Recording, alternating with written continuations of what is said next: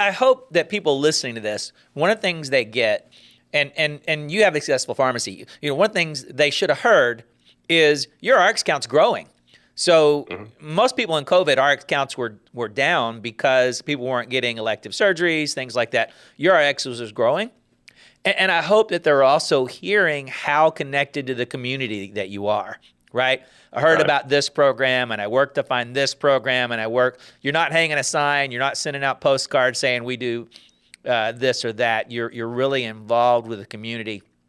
And that's been one of my openers really just in the last year, is that if a pharmacy's going to be successful today, an independent pharmacy, they're connected in their community. And if they're not connected in their community, they're not going to be successful, right? They're just biding their time till they sell that pharmacy to somebody else. And that really kind of my ability, or I mean, my want to do that. I got to give Tim White credit for that, because my second year into being in partnership with him as a manager, he pulled me aside. He's like, all right, you're trained up. We're doing things. The pharmacy's not really growing a whole lot. But if you really want to take this and make it your own, if you want to build this business, then you've got to get outside the walls of that pharmacy.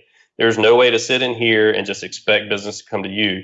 You've got to track it down, and you've got to be a part of this community. And so I will allow you to do that, but it's up to you to figure out who to connect with.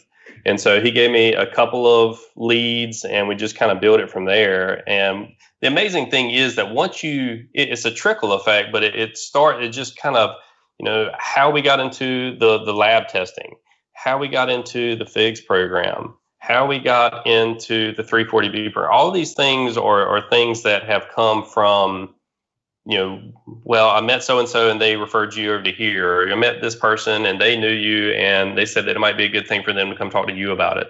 And so it's just like you think that one little small connection, one small meeting with a person from the city of Raleigh or from UNC or from Duke hospitals, or they may not proliferate into anything initially.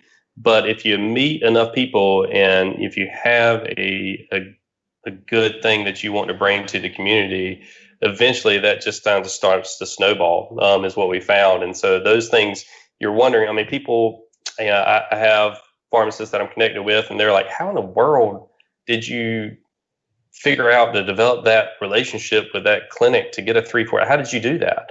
And I was just like, and it's not like it just fell in your lap, but it sort of did, because you've worked on, over the past 8 to 10 years, you've been working on developing relationships within the community, and those things pay off. And you can't just sit there and wait for people to come to you. You got to go out there and make it happen. And that's the number one thing I tell people, when they're like, well, you see your script counts are, 3 times what mine are. Why is that? Your neighborhood's not a whole lot different. And I'm like, well, how are you marketing, but how are you reaching out to your community? You can't just sit there.